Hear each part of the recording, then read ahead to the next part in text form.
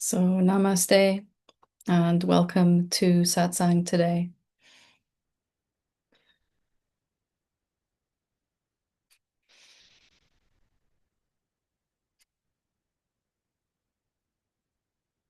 And if you are new to these teachings, then you are very, very welcome.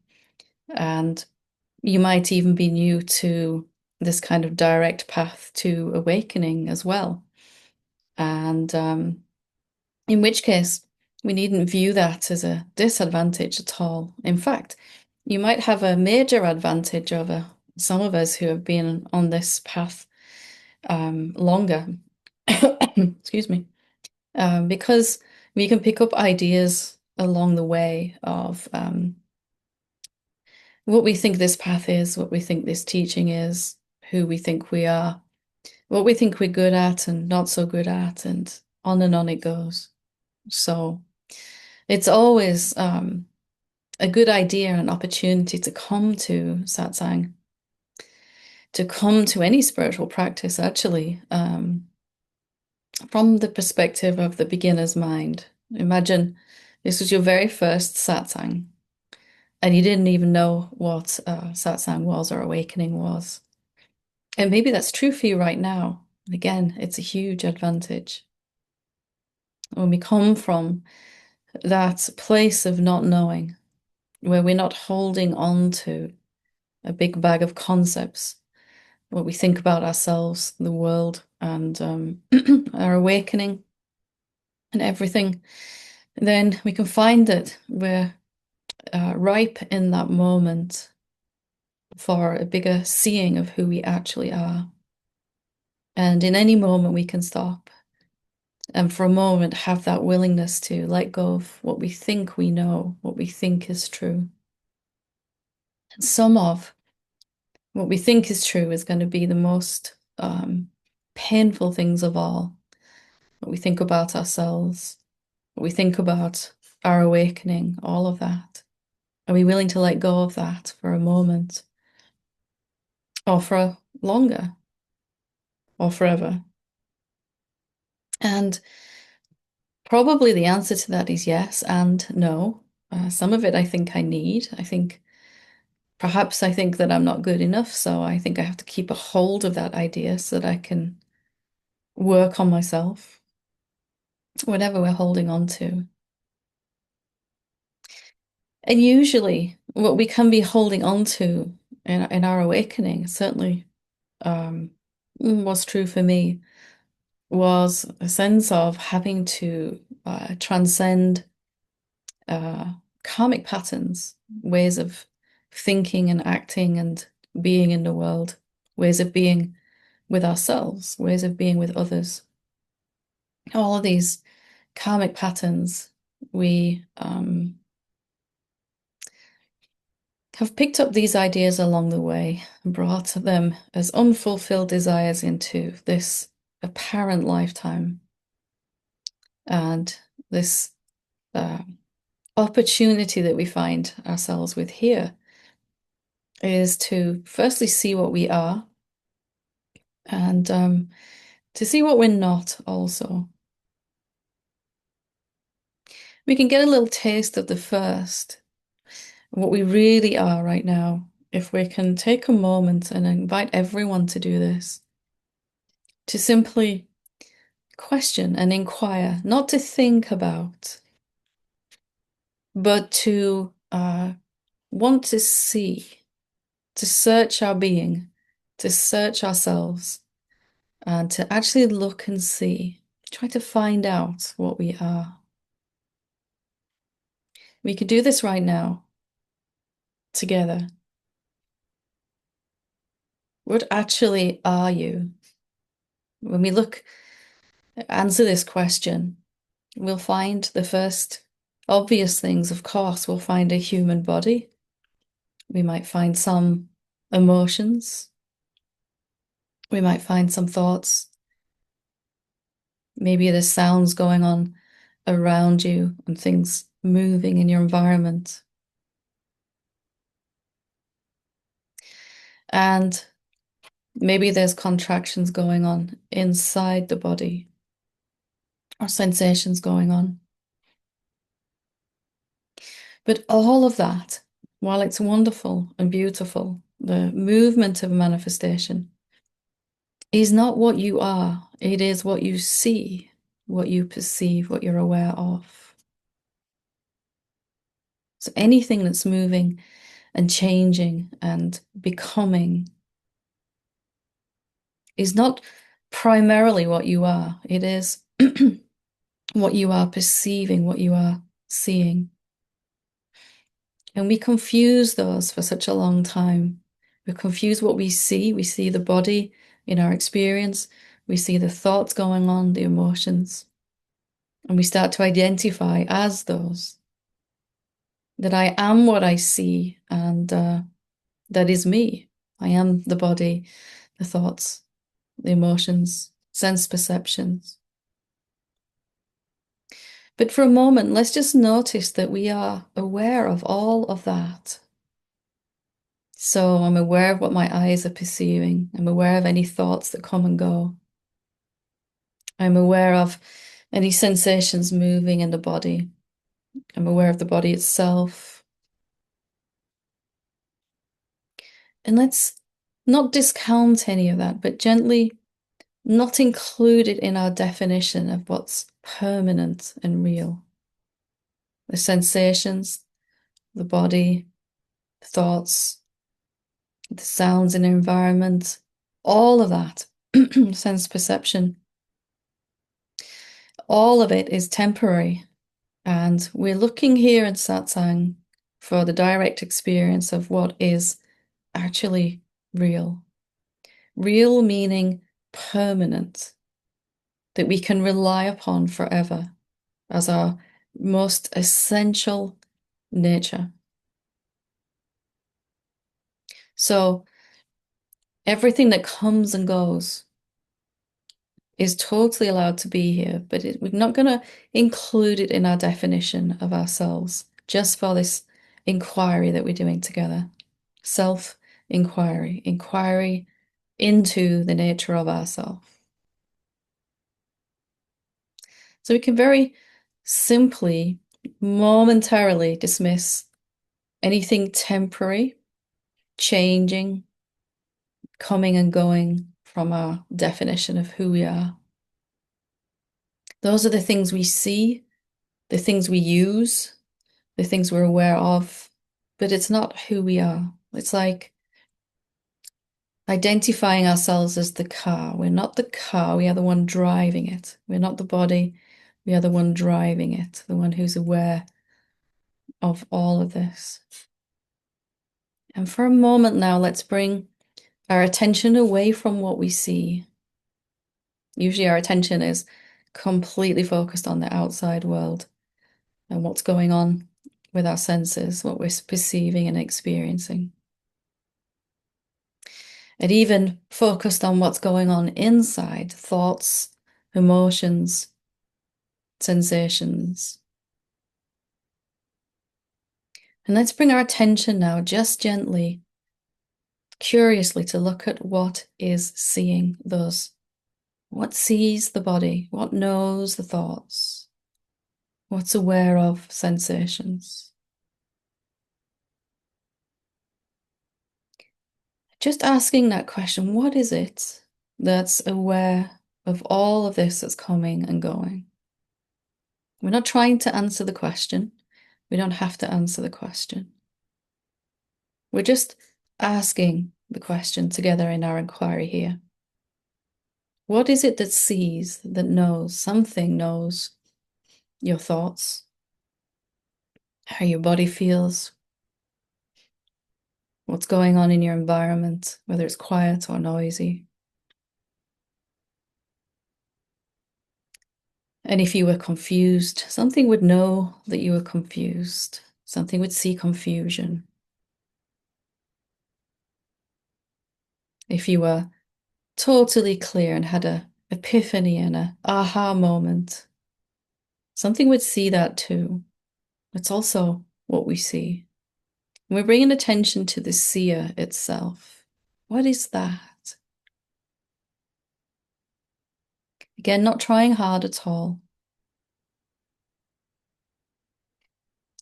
We're not trying to figure out what we are here. We're just inquiring, which is a more passive thing. We're open, we're exploring, we're inquiring. What is it that sees the body, the mind, all of that? When I first asked myself this question, I was quite amazed that I didn't find what I thought I would. I thought I would find a person, an energetic being called Helen that was separate to everyone else, everything else.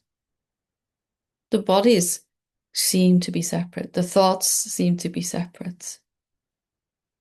But what I found when I looked for this seer, this knower, it wasn't an object at all, actually. It was literally no thing. We can look together. There is some presence here that is you. It's not something you can point to. This is where I am, or this is where I am, or here. It's not something that you can pick up with your hands either.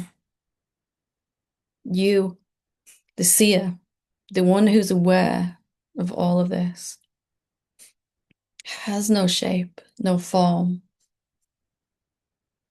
You're aware of shapes and forms, but you yourself are not a thing, not an object. It's quite shocking, isn't it, if we see it for the first time? And when I saw it for the first time, experienced myself as something formless, actually. It was as exciting as it was scary. There was fear that came up. So if you're feeling a little fear right now, it's totally normal. And it's only because this sense of who we think we are, we expect to find a person, a someone who's in charge of all of this, someone managing my life. When we actually look, what do we find? Something insubstantial, intangible, indescribable.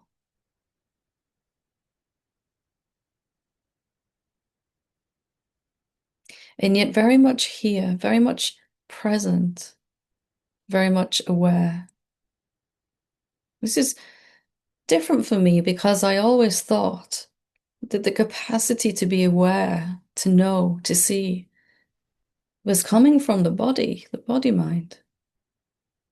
And actually, I began to realize my body is more like something I'm looking through. It itself isn't looking.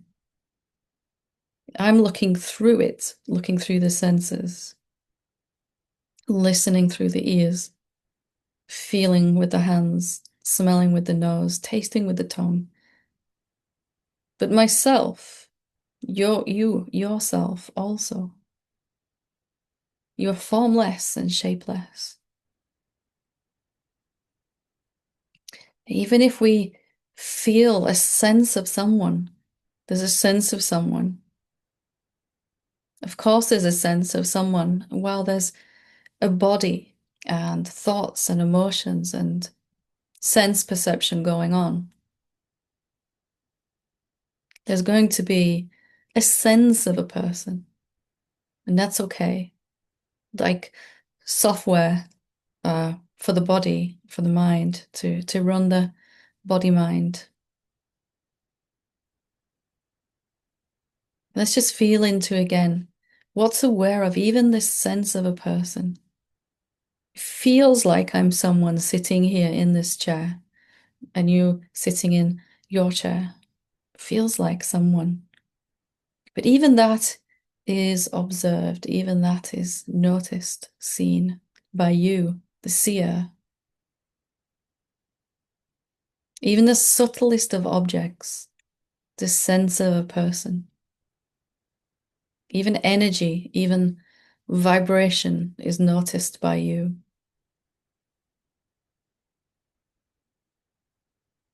What are you then?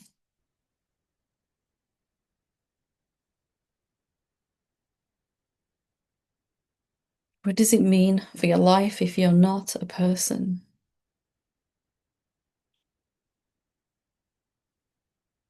What does it mean for your awakening if you're not a person seeking, but actually already this presence, formless presence of a seer that can see or know, be aware?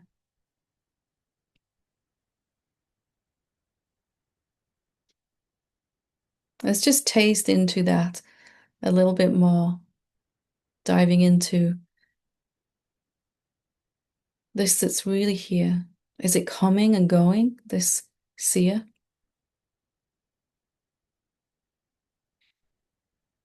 And it's okay if these questions can't be answered. Remembering with our self-inquiry, we're not trying to find an answer. We're simply exploring with questions.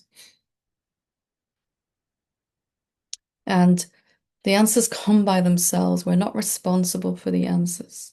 We're only responsible for cultivating a spirit of inquiry, a willingness to see what we actually are,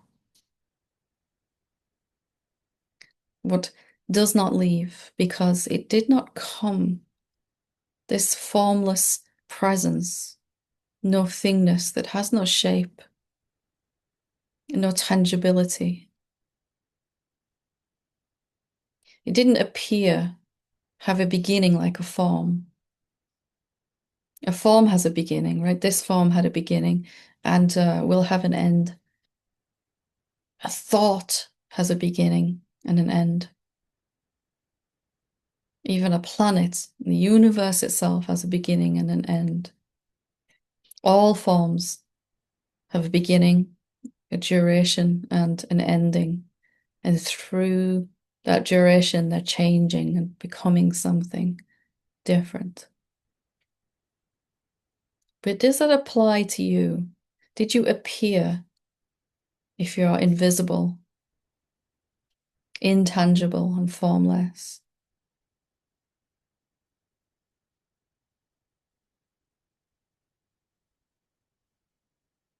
So we're tasting into that which we are already. And let's just go a little further with our exploration. Is that seer, that knower, that presence, does it have any problems to let go of?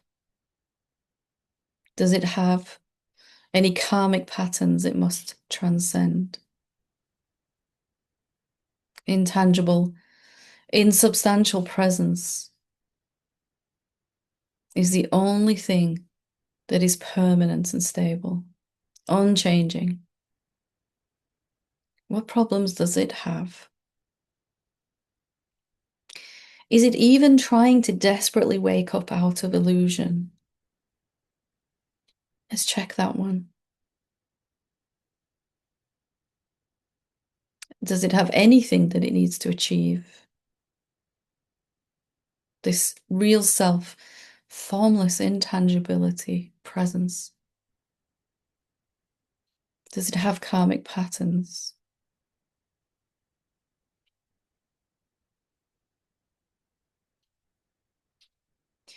And this invisible, formless seer has a major advantage, and that is the power of seeing. When this seer that you are looks at the sense of a person and all of its problems, all of its karmic patterns, the sense of a seeker is noticed by the seer. The seeker is desperately trying to turn around and find the seer. And for the longest time, we might have thought that we are that seeker trying to reach home. But here we're seeing that we are already free and simply aware of the seeker, an imagined entity.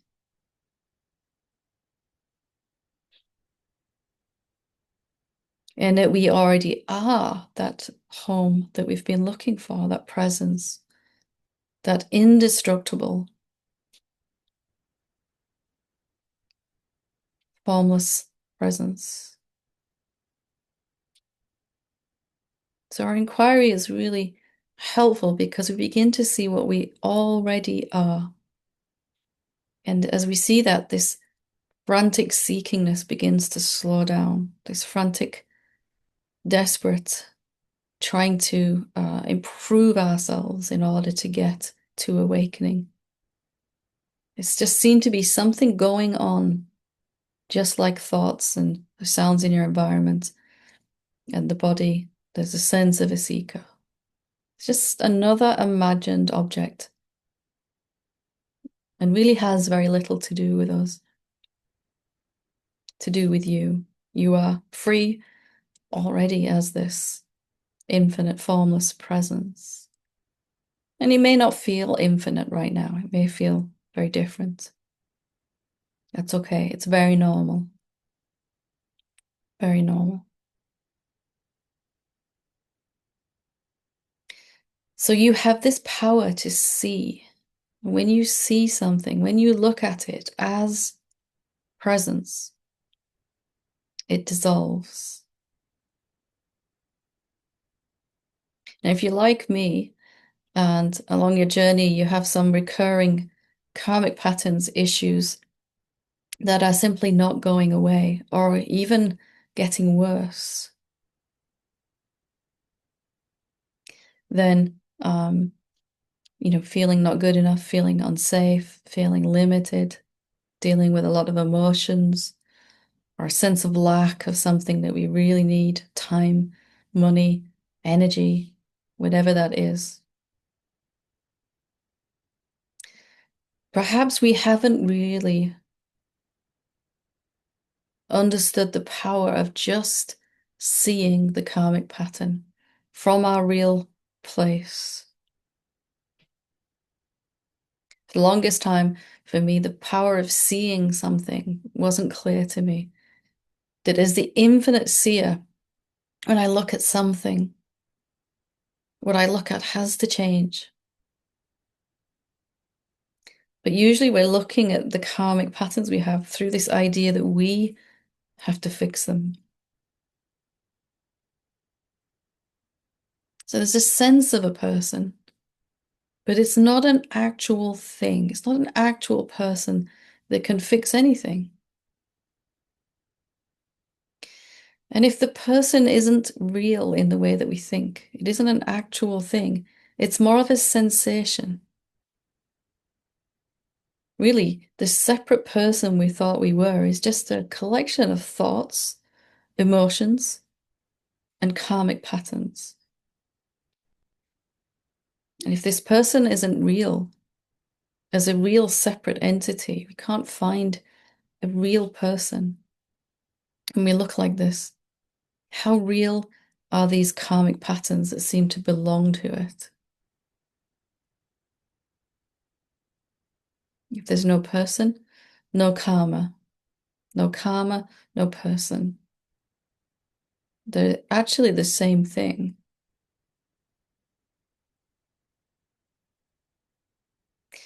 And in a moment of clear seeing, recognition, that I am the one that's aware of all of that and yet not involved at all. It's not that I don't care about my problems. It's just that they're not really what they seem to be. And as I simply look from presence as presence, they begin to change. Looking, seeing, without this idea of having to do something to resolve them. Even we might think that we're doing spiritual practice, we're attending satsang. If I do enough watching of satsang or enough meditation or enough self-inquiry, then I will free myself of these karmic patterns, enough contemplation. But all of that is going on its own. Meditation, contemplation, self-inquiry. It's what the bodies are doing. You're already here. Let's just check in one last time, and then I'll open it up for some questions, if anyone has any questions around this or anything to do with awakening. But let's check in one time. What is it that's aware of your body? We've just called it I. I'm aware of my body. Me, I'm aware. When we discount for the moment anything temporary from our definition of I, so not the body, not the thoughts, not the emotions, not the sense perception,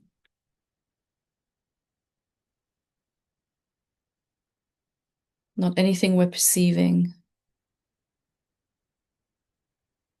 not anything we're aware of inside, like thoughts, outside, like people. What are you then?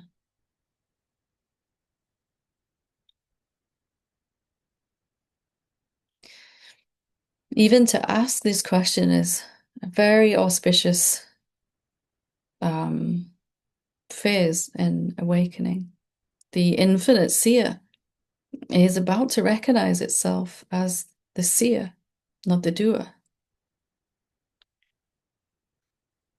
the being in the human being. And then our humanness tends to take care of itself because we're not distorting our perception of what's going on with this idea that we are a separate person, separate to everything.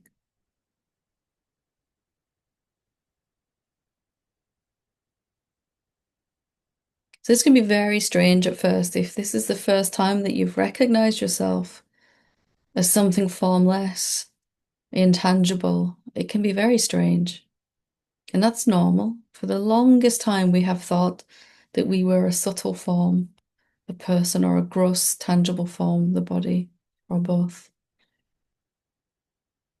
And this that we really are has, you can't define it. You can't say, um, awareness is pretty cool. It likes to listen to this type of music. Presence likes to eat this or that. There's nothing you can say about it. Can't say how big it is. It has no color, no shape, no size. It is that in which colors, shapes, and sizes appear.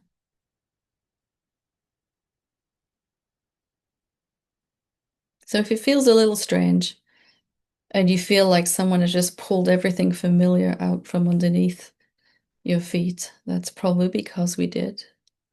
And it was the same for me. But over time, I learned to really enjoy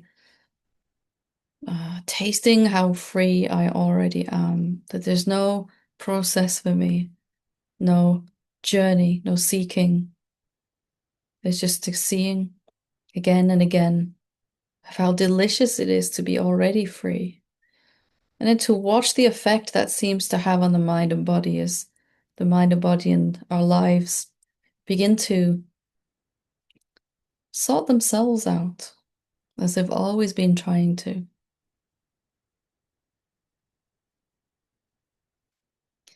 So if there is any questions or anyone wants to do inquiry here with me, or you couldn't quite figure one of the questions, or you have a problem in your awakening, or anything to do with awakening, I'm happy to discuss with you.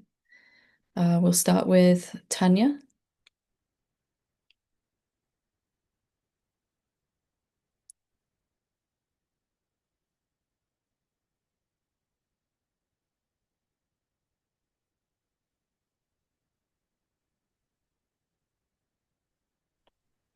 Hi, Helen. It's nice to be here again with you. Hi, love. Hi. I'm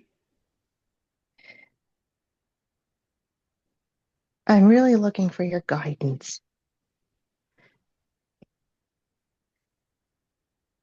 and I'm gonna maybe just do a verbal dump so you know where I am. It's okay. The last time we spoke was really, really helpful. And after I got off the call, I could see what you were saying very clearly. And I think I've been going through like what I've called going into the desert in the last month and a half, where I've kind of pulled away from things to be with myself and the teachings and my practices, has led me to like this profound dark night of the soul. Whereas I had one before when I was 40 and I lost all my physical things, children, home, and stuff. And now I feel like through practices that it's stripped me of the internal beliefs that I had, where I'm left at this place where I feel like I'm standing on a cliff, kind of with my heels just hanging there. And there's this immense gravitational pull from something I can't understand. And there's so much power behind it now. And I feel like that which I was running from when I was younger, and I'm going to use metaphors because it's the only thing I know to use. Like when I was younger, I was scared of the lake of fire. I come from a Christian background, and I feel that which I've been running from now. It's like I feel like this gravitational pull is saying, just jump into it. I What is, feel like something's calling me just to jump into this and burn away what's left of my beliefs of let me tell you something. You're on fire already. You jumped in a long time ago and you didn't notice. You wouldn't be speaking these words if you hadn't. And the only it's reason like for the distress now is this last little sense of I that feels it has to make this decision whether to jump in or not, right? Let's look together and see. Can you find anyone that has to jump?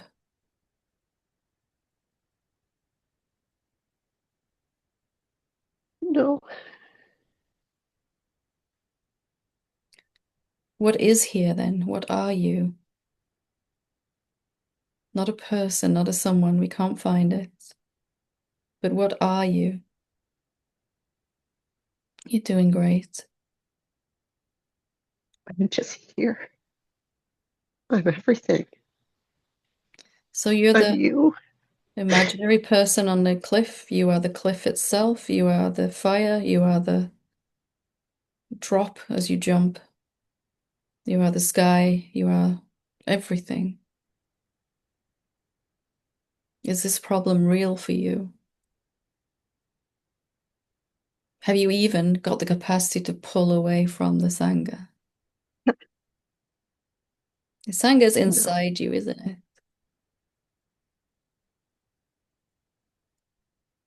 Yeah. So completely, totally home and free already. And something is burning, but it's just burning in front of you, right? You can feel it.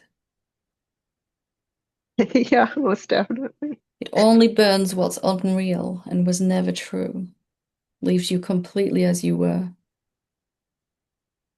It sounds strange to say it burns away the illusion that was never here. There's only you. You're here. That's it, right?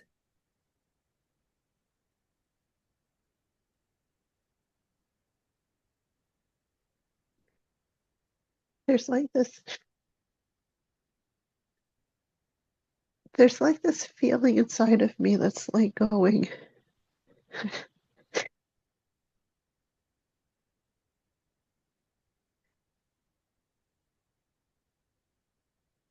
why me? Why ask this of me? It's like there's like a total and absolute trust now that is asking to be given. And there's a part of me that feels like you're asking the one thing of me that I can't feel like I can move from. Like, you're asking for everything, absolutely everything, till there's nothing left. And I don't know what it is that feels this. What is feeling? I just know I don't want it to stop. And I know there's fear of some sort I don't understand. For me, there was this fragment of my old self that would arise. Um, all the definitions of who I thought I was, who I thought everyone else was, what I thought I knew about the world. It was falling away and it was delicious, delicious, delicious, and increasingly more effortless and blissful after a while. But every now and again, this sense of a person would arise and just completely freak out. You're taking everything from me. This is too much. You're taking everything from me. There's nothing left. There's nothing for me to hold on to. If I Yeah, identified with that fragment of a person, even for a second, it was very, very painful until I remembered actually, I'm the one in which everything appears. There's nothing I could give away or receive. I never had that identity to lose in the first place. There was a thought constructed self that feels like it's been taken apart, and I'm watching that, watching that.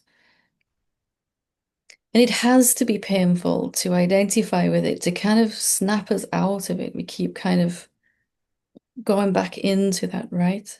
An old identity. And it's only because it's so painful that we go, wait a minute, let me see who I really am. And it pushes us until our seeing has happened enough times of who we already are, the one that's free and has always been empty of everything, the one who's never had any definition. You aren't losing anything here, right? There's nothing for you to lose. There's nothing that belongs to you. Everything is you, an appearance arising in you. It's a whole different way to live, right? There's nothing being taken from me in this process. In fact, all these things are just ways that I'm showing up as formless presence.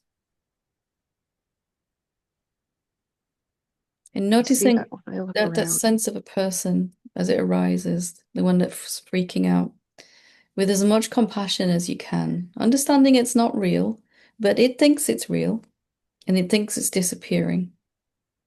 And we can understand that, right? If we were a person, actually, that was disappearing in this process, we would be terrified. We can understand why it feels. We don't need to reject it. But it is just another shape arising inside you. No different than the headphones you're wearing, the pictures on the wall behind you, thoughts, emotions, all of it. Just shapes. What will this awakening cost you? You, the real you. What will it cost you? Nothing. What will It'll it cost give me you? nothing. What will it give you? Everything it already has.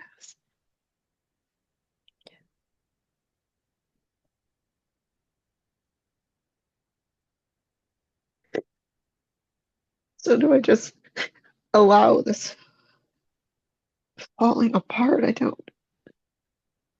The best that you can, that something's falling apart.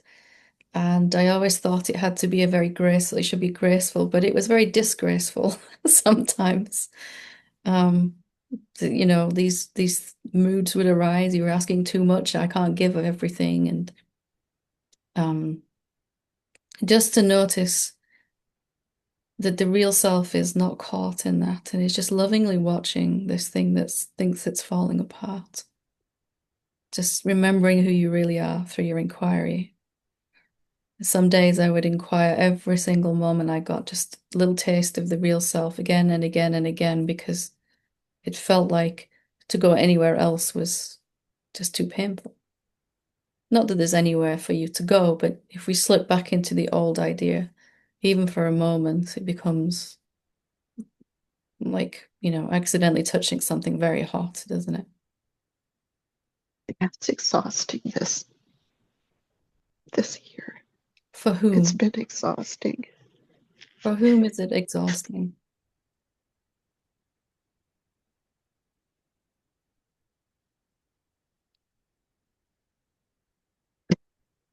Not for who I really am.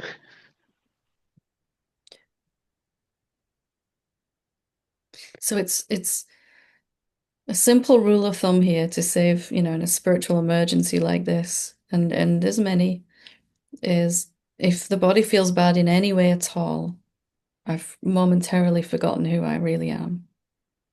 And as soon as I can come back and check that out again, the body's telling you every moment we're lost in the old identity again, right?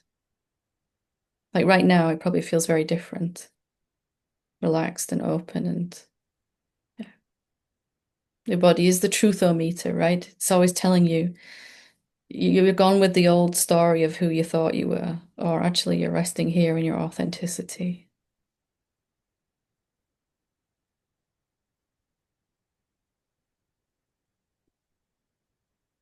Nothing there. And yet inside that nothing, there is everything in potentiality, the whole universe. Yes, I know that. Mm. I see that so clearly. Just bringing your attention back to it again and again and again and again, rinse and repeat and again. That's all the sages have done, right? Until somehow we forget how to seemingly identify again. Even when that sense of someone arises, it's just clearly seen to be just another object of perception, something I'm looking at. So this feeling of it's asking me to give everything is just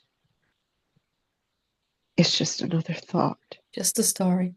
What does the real you need from the egoic sense of separate self? Nothing. Nothing. Absolutely nothing. It's, in fact, it's got a lot to give the separate self, a lot of love, a lot of understanding, a lot of compassion. So whenever you feel bad at all, it's just another story and it isn't true. And the more sooner you can come back and check that out, who you really are. See, this doesn't really apply to me. Okay. It's a bit like that in the end, right? You've seen clearer, clearer, clearer who I am. And then the mind throws all these problems at you, spiritual problems, so that I don't know how to fix this. The mind says, you have this, deal with this for me. How do I find the courage to give everything that I thought I was? Well, let me check out if I have to actually do that first before I start freaking out. Is this problem real for me, who I actually am? Every time I did that, there was like, this is just not my issue. Then the mind can relax too, the body can relax because the mind's trying to solve all these spiritual problems that just aren't real. And it needs your seeing of who you are already to kind of allow it to, it's not something we need to fix. Thanks very much. He doesn't want to give up being employed, right? This imaginary person, he wants one more problem to solve, even now here. Yeah. They just notice it quicker and sooner and come out of it faster and yeah, Thank you. wonderful. Wonderful. Your sharing is everyone's sharing, I'm sure, so it's helping everyone. Yeah, thank you. Thank you so much. Okay, we'll go to Enrique.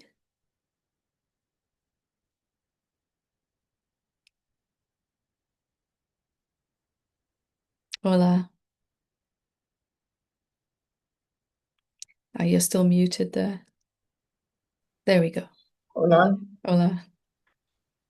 hola, ¿se me escucha? Sí. Hello, can Eh, you hear me? I can, yes, thank you. Enfocarse en la conciencia sería darse cuenta que no eres el personaje ego. Focusing on consciousness would mean you're not a person, you're not the character. Well, as we focus on the consciousness, we begin to realize there never was a character, never was a person.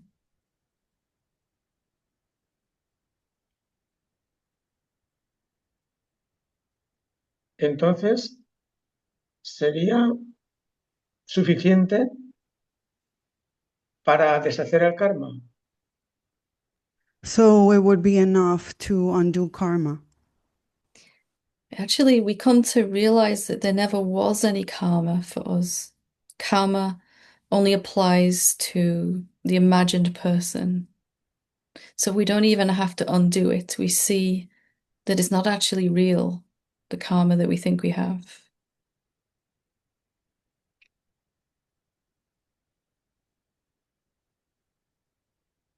Muy bien, era una duda, porque entonces, sintiéndonos que somos el testigo de la experiencia, es suficiente.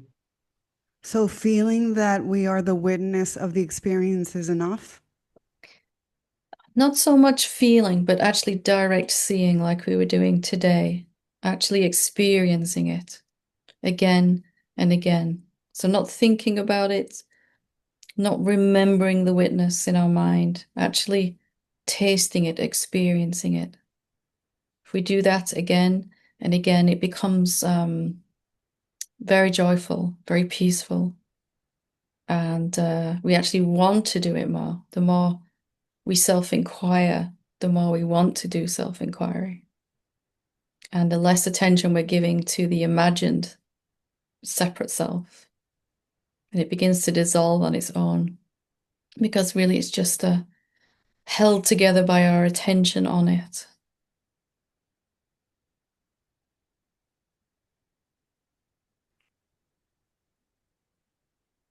Gracias, Helen. Thank you. Thank you for your very intelligent questions. Thank you. Okay. We Gracias. thank you. We'll go to Victor.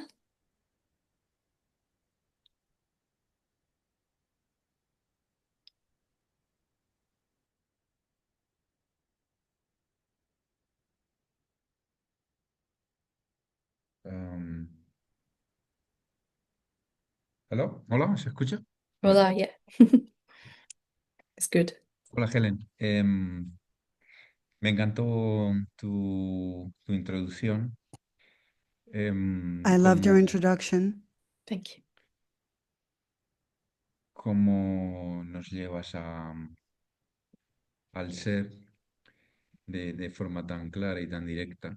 Y, How you direct us to the being so direct and clearly. Thank you. y claro, cuando comentaste que, claro, los patrones kármicos no existen realmente porque son del personaje y el personaje es una ilusión. As you said, that karmic patterns are of the character and the character is not real. Me sorprendió, bueno, aunque es algo que ya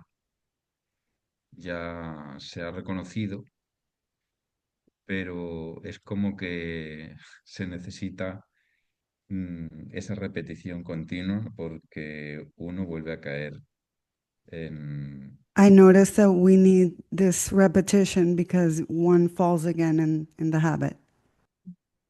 uno vuelve a caer en el querer disolver en esos patrones, ¿no? O en el meditar o autoindagar o algo para contemplar, para ir deshaciendo esos patrones kármicos. One falls in the habit of contemplating or looking at the thoughts to dissolve them. Entonces, si desde ese punto de vista, si, si, si no queremos entrar en el hacedor, ¿cómo abordamos la From contemplación, por ejemplo? from that point of view, if you don't want to be the doer, how do you take into account contemplation, for example? It's a good question. And for context, we do, for people who are not in our community here, we do a practice called contemplation, where we actually ask if these beliefs are true. This, for example, this idea that I'm not safe. If I feel unworthy, I ask, is that really true? And it leads us to transcend these karmic patterns. But this beautiful question is, how do we explain contemplation then if we're not doing anything, if we're not even doing spiritual practice? And contemplation, just like self-inquiry in a way, or even meditation, shows us that we are already free. It brings us to the place where we realize it's not that I have got rid of my karmic patterns. In contemplation, we see that we were never the one affected by them. So in contemplation, we ask the question and we allow all the answers to come that want to come. In the allowing of all the answers, we begin to experience ourselves again as that formless presence that is just open, free, here. And for me, the meaning of the word transcend began to change. To transcend something, I used to think meant to get rid of it or to let go of it. But then I saw real transcendence is to recognize it was never mine. I was always free of it. So a clear seeing that this is not me, this is not real. And contemplation brings us to that place where we simply cannot pay attention to this belief anymore because we're seeing it was never mine. It was never true that I was unsafe, or it was never true that I can't get what I want. It was never true that I'm not good enough or there's something wrong with me. That's never been true. It's not like contemplation makes me finally feel good enough. It helps me to see I've always been good enough, always been safe. It helps me to see what it means to be myself, the real self.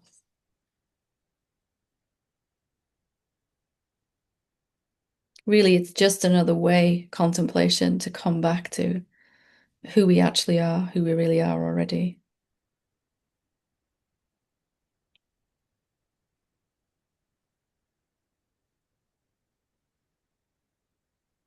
Magistral explicación. Muchas gracias. Very clear explanation. Thank you. Y, y otra cosa que me ha surgido cuando has dicho de que, bueno, que disfrutabas, pues me ha surgido también la pregunta ¿es el ser el que disfruta o siendo el disfrute algo que va y Is it viene? the being that enjoys? O siendo el disfrute algo que va y viene, mm, Since ¿es del enjoyment comes and person- goes, ¿es del personaje el disfrute o es del ser que cuando te estableces en él simplemente hay disfrute is it y of the gozo? being or is it of the character, this enjoyment? Well, real permanent joy comes from the being, presence, the beingness, recognizing itself. The joy that comes from the recognition that I'm free and I've always been free is permanent. Joy is just becomes like oxygen. It's just always here in the air, you know. It's just joy is constant because it's less and less possible to feel any fear or anything like that. And we can contrast that to pleasure that we get from things in the world.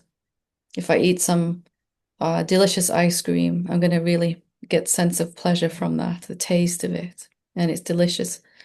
There's nothing wrong with enjoying what's being perceived through the senses, but it is temporary. The the beingness is still enjoying the body and the senses, but the pleasure it gets through those are temporary. The joy it gets from recognizing itself is always permanent. It begins first as a lack of suffering, and then deepens into some contentment, and then peace, and then as we continue to see who we are, there's a big smile that begins to open up inside somewhere, a big recognition of what it really means that we've always been free. That just naturally opens up into joy and love as it deepens. Deep sense of love for all creation. It can't be the character that's enjoying. If it's just a thought constructed, seems to be. It seems to be that there's someone here, but it's only a seems to be.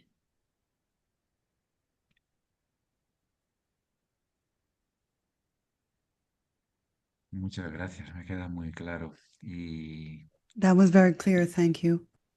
y bueno, y también he comprendido con la explicación de antes bastante más profundamente cómo funciona la contemplación. Muchas gracias. And also, I understood with the explanation you gave contemplation more profoundly. Thank you so much. It's a beautiful practice, contemplation, and is another way back to home, isn't it? To see again who we are. Thank you. Gracias. Thank you. Okay, we will finish with Mitra. Oh, and yeah, it's got time for two more. So Mitra, when you're ready.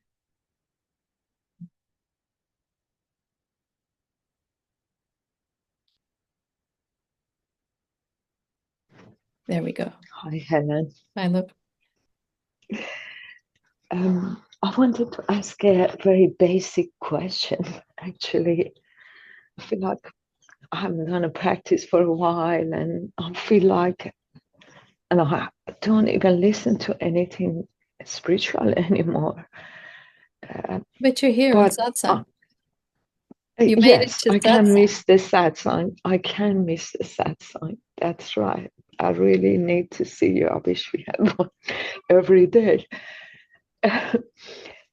But I'm just getting all the basics also. For example, when you said in the inquiry that we not our emotion, I even doubted that because I'm just going through a very deep grief, and I'm so sad, and I just couldn't say that I'm not, you know, that I'm not this.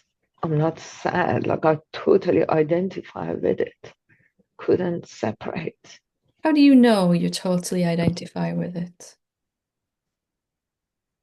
If you totally identified with sadness or grief, you would be lost in it. You wouldn't even know. You say, I'm identifying with it completely, but something must be seeing that identification. Something is aware even of that.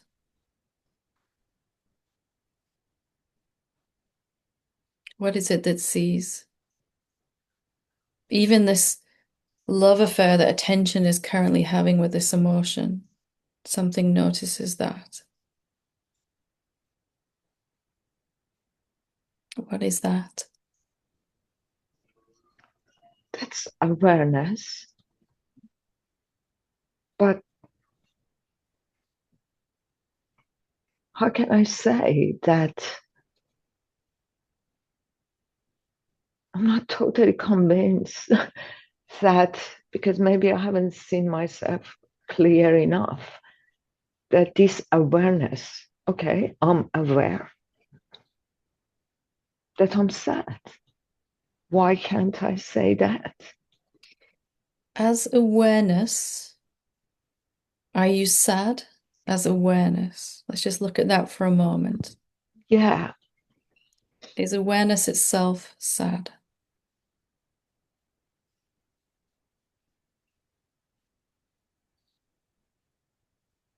or grieving?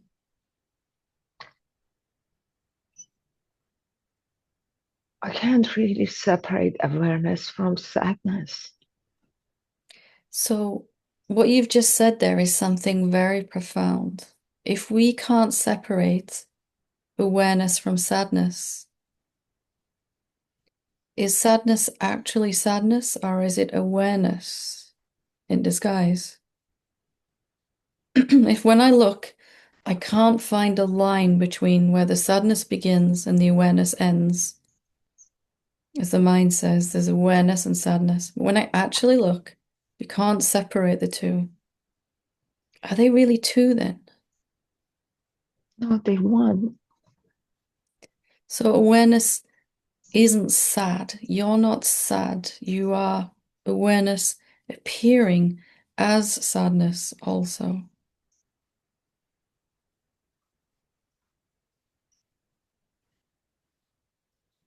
Yes.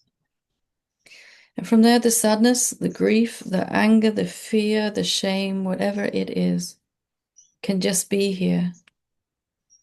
And we're not trying to do anything with it as awareness. It's a shape that I'm making.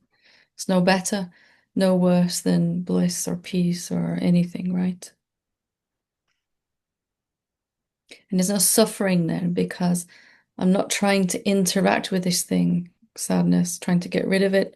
Or I also can't believe I'm identifying with it if I am it. Awareness appearing as sadness. It's a different experience then in the body, right? There's no pushing or pulling with it.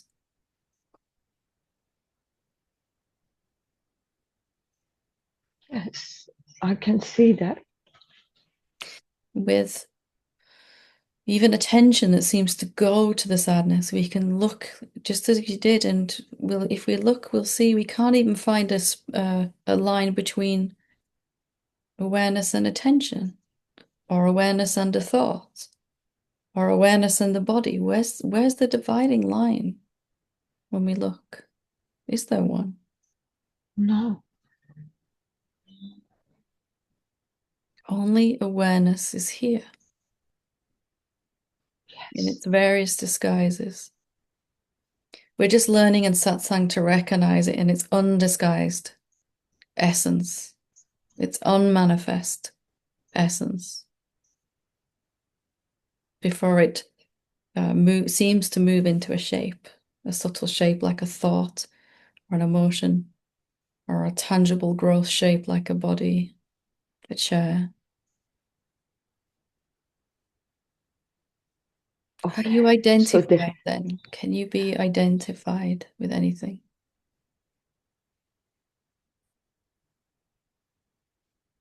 so there is, we look at, so are you saying that the unmanifest, I can say part or Yeah, whatever, it's okay. unmanifest part of the awareness Mm. is at peace and is not sad? And even But when it as appears sadness, has anything actually happened? Unmanifest, intangible awareness seems to emerge as sadness as a thing. Has it actually changed? Has anything actually changed? If it became actual sadness, there would be two things, right? There would be a dividing line that we can find between awareness and the sadness. yes, which I can't find. So sadness fear, thoughts, just unmanifest awareness. Same, same. Sorry, say that again. Sadness, excuse me, sadness is simply the unmanifest awareness. It's exactly the same. When we put the label grief or sadness on it, we experience it like an emotion. But when we inquire into what it actually is, if it's different than awareness, we experience it very differently, right? It feels lighter, more spacious. We experience the formlessness of sadness.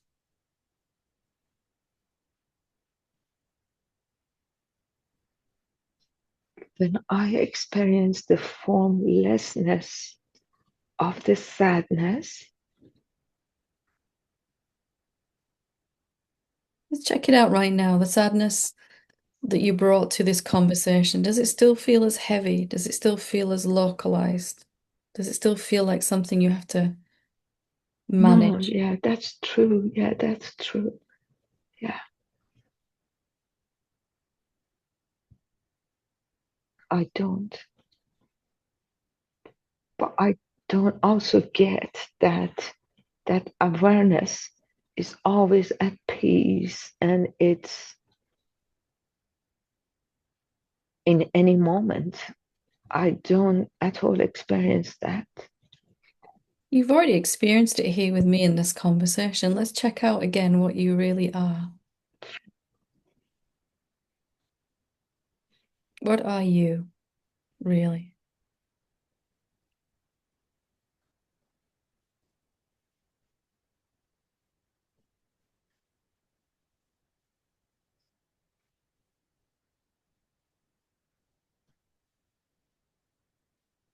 This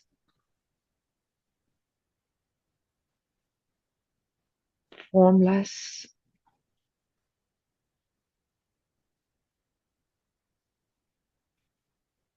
this formless, that formlessness that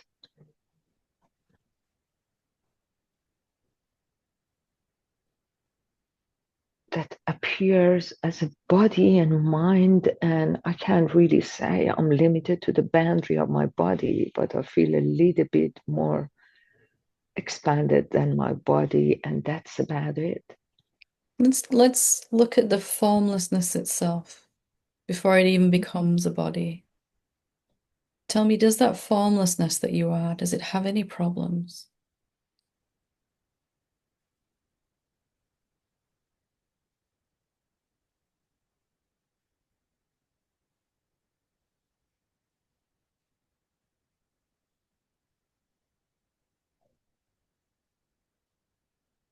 Well, its problem right now is that it's very sad. We looked at awareness itself or formlessness, right? Directly. Let's look at that. We already covered this ground. You said it wasn't sad, it was appearing as sadness. But the formlessness itself, does it have any problems? That's exactly what I couldn't validate. You said it so well. Like that's my question actually. Okay, we can dig into it. So this formlessness that you are, does it have any size or shape?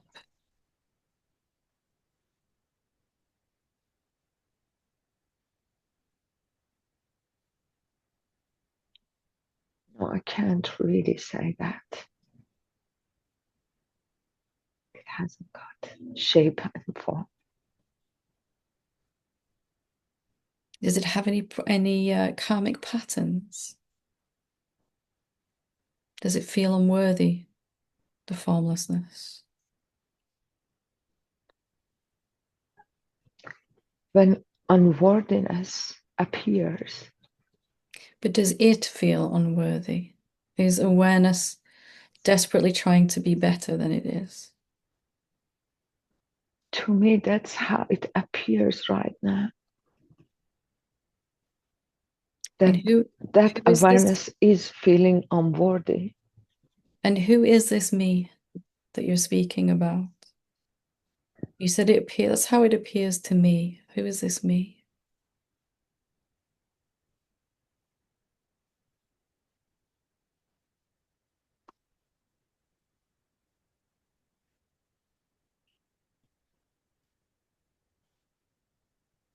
I can't tell what is that, to be honest. I can say what it's not, but more than what it is. It's okay. We don't really have to describe it, but again, we can say what it isn't. Is it feeling unworthy? Whatever it is that you are, is it feeling unworthy? To me, it does. It feels unworthy. It feels sad. It feels useless. Is it form or formless? This indescribable you.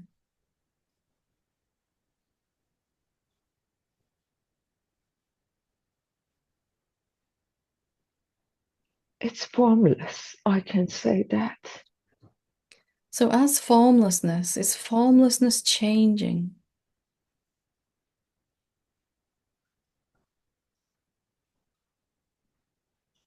No, I can say that there been something that's been always here, constant, all my life. And I don't know what is that. I don't know It's what it is. formlessness. I don't know what it Yeah. is either. We're using words like awareness or formlessness, right? Yeah. But let's just check it out. Is it sad? Is it suffering? That which has always been here, the formless you.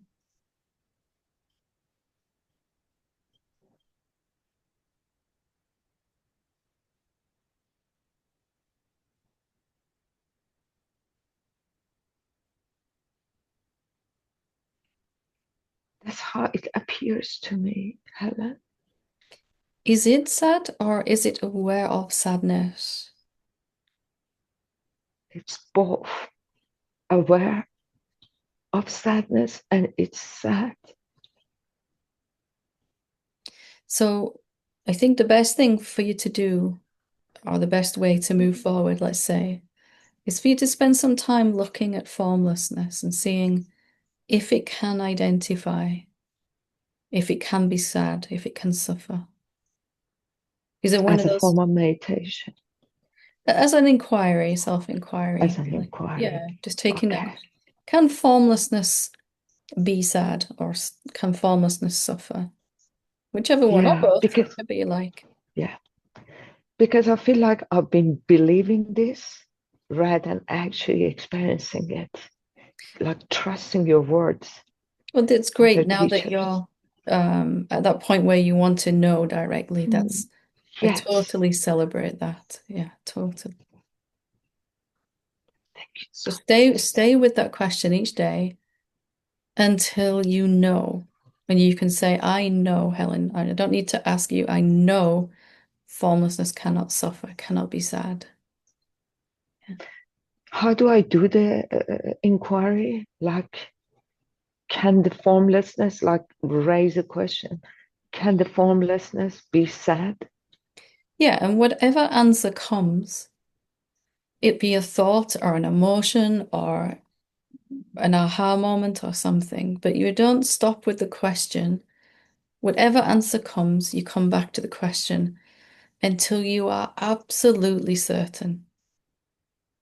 But even if the Buddha showed up in your room and said, awareness can be sad, you'd say, I don't really care what you say. I know with certainty, you know? So your own Any answer that authority, yeah. your own authority is the one you want. That certainty that the sages have, right? It So feels a little bit of contemplation as well. Like I'm asking the question, waiting for all the answers to come up, dog barking, people, traffic, noise, and any other answer. yeah. And also experientially. And we're not even stopping if the mind says, no, it can't be sad. We're not even stopping then. We want to go deeper than that.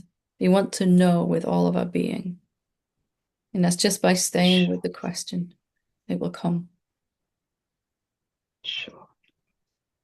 Thank you so much, Helen. Lots of Thank you. love. Thank you. Thank you. Okay, we'll finish with Arta. I hope I'm saying that correctly. Arta.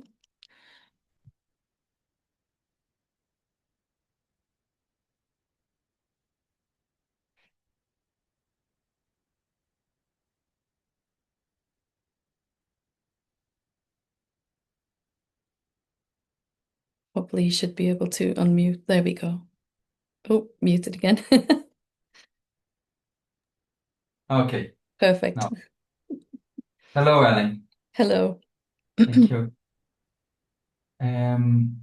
When I self-inquiry, it's clear that the real I, doesn't need anything.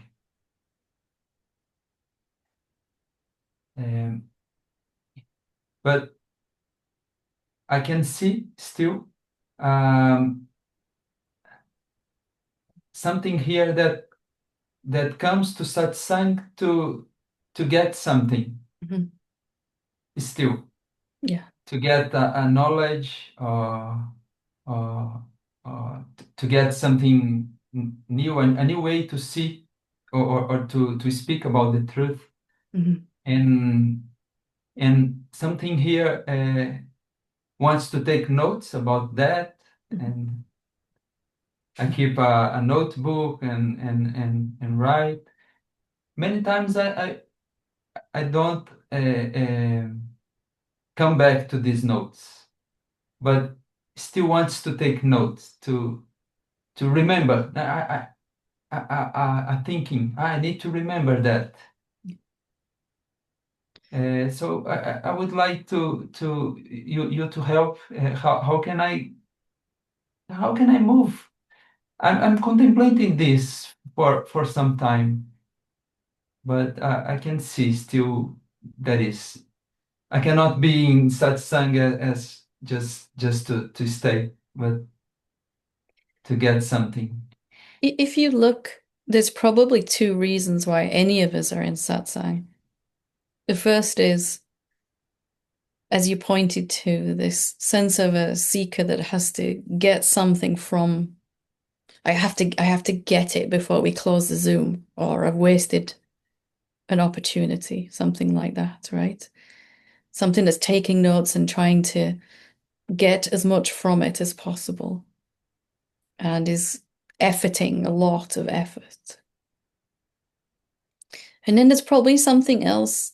Well, there's definitely something else, another reason why we come to satsang, and that is just to enjoy finding out who we already are.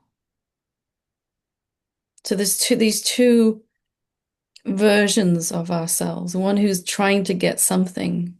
I need to understand what she's saying, or else I'll have to wait for the next satsang or something. And there's also this one that's just here, the one that's real, just here, just enjoying satsang, just enjoying, nothing else. He's not trying to take anything, or it's just, I'm just here, I'm just showing up because it's enjoyable.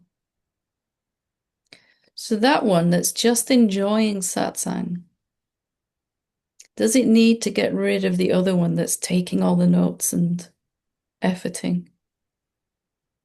Who you really are, is it saying this old one should go away?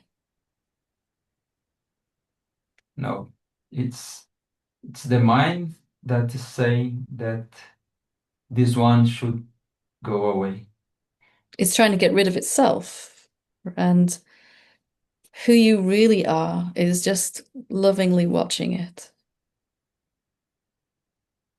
And when I finally realized that it's trying to get rid of itself, it feels it shouldn't be here, something like that. There was a great love that arose for it, a great compassion, tenderness, that it can be here as long as it wants to, actually. And it can take notes and it can listen again and, pause and write some notes and play and all the things it does. And read the scriptures again like there's an answer in this book somewhere, this page, that it is just as valid. It can exist. I have no argument with it. I love it just as much as I love every form I'm creating, appearing as. Can you feel how you, the real you, really feels about this seekingness, this seeker? And it's really viewing the seeker from the perspective of the real presence that you are. It's totally okay for it to be here. Mm-hmm. And then it starts to dissolve by itself because we're finally not pushing against it, trying to get rid of it. In fact, we fall in love with it. We realize it's just an energy. It's just a movement. It's just a way of thinking and feeling. And that in any moment, I can switch from identifying as that to just, what is it that's here that's just enjoying this conversation we're having? Something's just enjoying this, right? Yes. It might also be an energy trying to get something from it. But we can just rest in that is just enjoying our being together here. It's beautiful, isn't it? We can just all be here together, the one of us. Mm. Yes. And in that place, there's nothing you need to do about the seeker. It's totally, totally fine as it is. There's just love for it then, isn't there? Yes. Yes. It begins to dissolve on its own then. Not that we're trying to get rid of it, but it begins to disappear by itself. It's not really there anyway. It's just an energy that arises and falls away again. It's just, instead of identifying with this, we just kind of move over here to what's real. And there isn't a problem then. And maybe you'll still take notes, but it's for the joy of it. I love hearing about myself, the self. I love hearing about it, speaking about it, discussing it, seeing it. And those notes are then like a love story rather than seeking. Yeah. Mm.